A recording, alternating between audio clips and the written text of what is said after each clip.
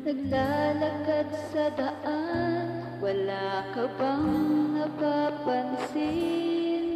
Bigla-bigla na lamang nagbago ang ihip ng hangin. Kapag nasa tabi mo, ang puso ko ay kay saya. Parang ayaw ko nang matapos pag